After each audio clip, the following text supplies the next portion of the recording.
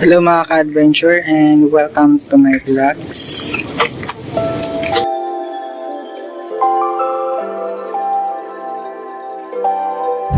So for today's video mga ka-adventure ay nandito tayo sa isang mangrove forest dito sa Gubat, Sorsogon, and tingnan nyo po, napakaganda dito ng lugar po. Galing dito sa isang view.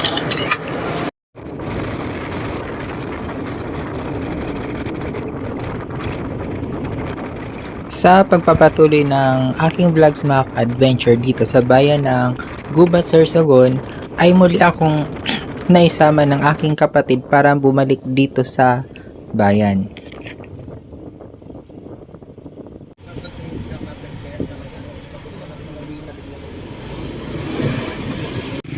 At kung may binabalik-balikan man ako mga ka-adventure dito sa town proper ng Gubat ay ang eatery na ito. At specialty nila mga ka-adventure ay yung halo-halo. Karakaw.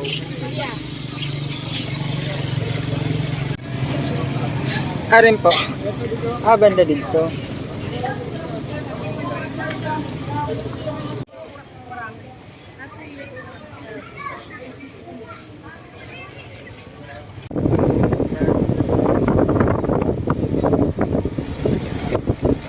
Pero sabi mga ka-adventure ng aking kapatid ay meron daw ditong isang pasyalan dito sa town proper ng Gubat. Tuloy sa suba man yan. At ang pasyalang ito mga ka-adventure ay ang tulay sa Tibo.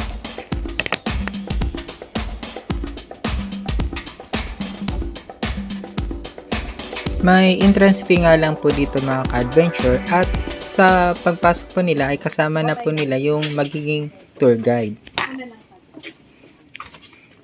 At ganito po mga ka-adventure ang itsura ng lugar. At sa lugar na din ito mga ka-adventure ay dito po iikot ang ating adventure sa araw na ito. At sa pagpunta namin dito mga ka-adventure ay nagkataon nga lang po na low tide. Pero kung nagkataon talaga na high tide na pumunta tayo dito mga ka-adventure ay mapupuno itong paligid ng tubig. Yung tilang tumatawid ka sa ilog. So welcome to Gubat. Nanambay ini tulay sa Tibo. Hi guys! Welcome to Tulay na Tibo and This is vlogs. this is Tulay na Tibo. Ang Tibo mga ka-adventure ay ibig sabihin sa salitang Tagalog ay latian, and sa English naman ay swamp. Kaya ibig sabihin nito mga ka-adventure ng lugar na to sa salitang Tagalog ay tulay sa latian. Maguna ko sini sa kusini na view andito sa Ago Forest Reserve.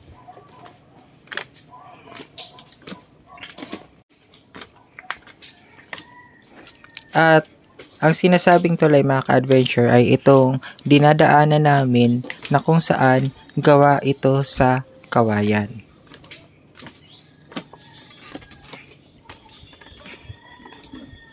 Pira man na meters, 200 meters no ang lalakawon. 250.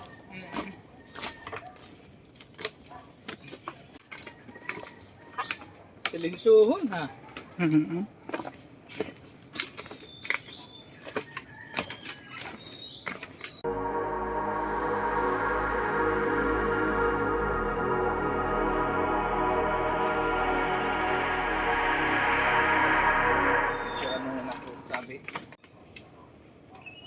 Basta lang doon.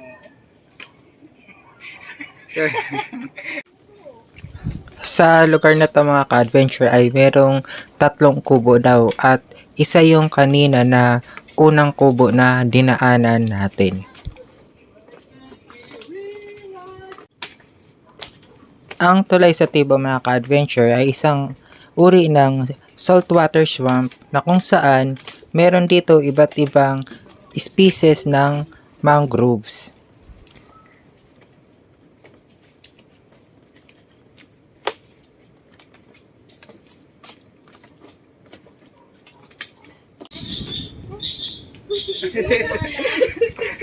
Ito naman. May sayo pa man.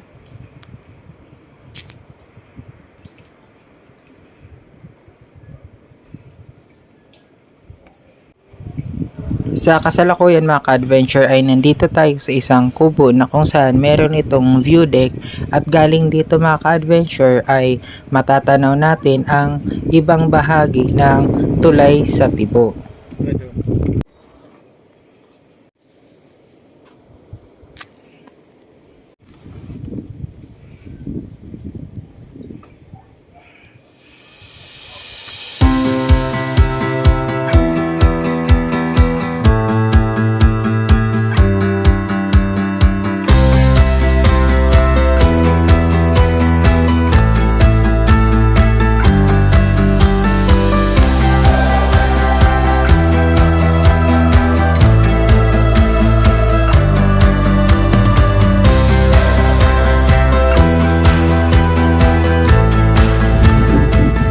Alam niyo ba mga ka-adventure na meron isang bayan dito sa Sorsogon na tinatawag na Gubat.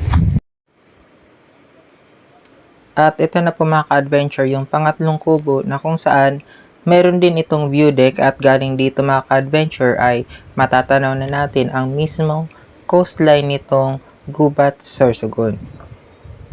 At galing din dito sa view deck na ito or watchtower mga ka-adventure ay makikita natin ang 360 degrees view nitong buong mangrove forest.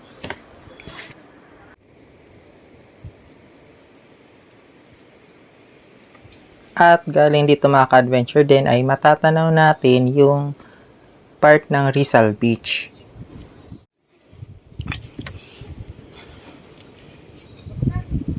Sige, pababa na ako.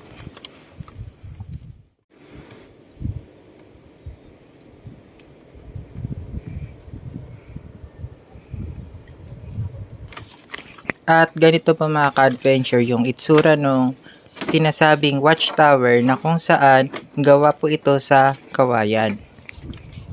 At ang taas nito mga ka-adventure ay katumbas ng mga 3 stories.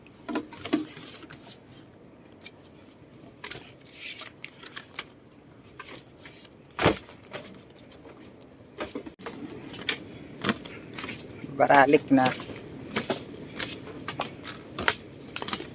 So, alas 11 na ng umaga.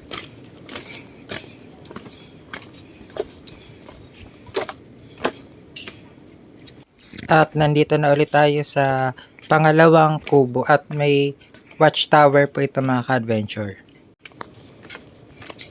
So, napaka-presko din sa lugar na ito mga ka-adventure and hopefully makapunta din talaga kayo dito. Sulit. Itong lugar daw na ito mga ka-adventure ay nasira nung kasagsagan ng bagyo noong 2019 pero naisaayos naman nung 2021. Pero sabi daw talaga project na ito ng LGU ng bayan ng Gubat. Ang isa sa purpose nito ay hindi lang makapagbigay ng attraction sa mga turista kundi magbigay din ng awareness at kahalagahan ng mga mangroves. So, pauwi na po kami mga ka-adventures. Ay, napakatahimik talaga dito sa lugar na to. Salamat!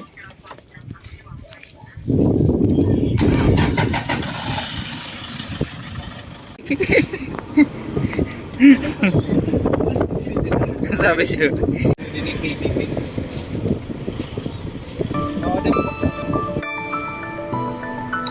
So, bagong lahat mga ka-adventure, shoutout po pala kina Christian, Chad, Vanji, and shoutout also sa mga new subscriber natin na sina Berbajeco Channel, Pat Palad, Jonaline, and Ashley Vlogs.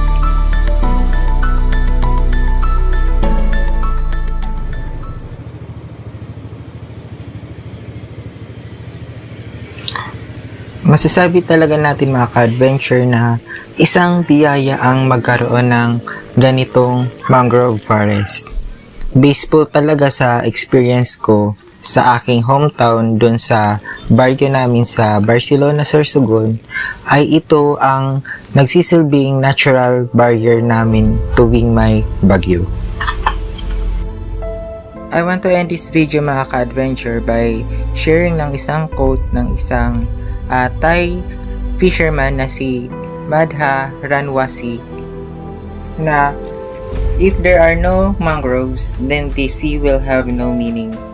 It's like a tree with no roots, for the mangroves are the root of the sea.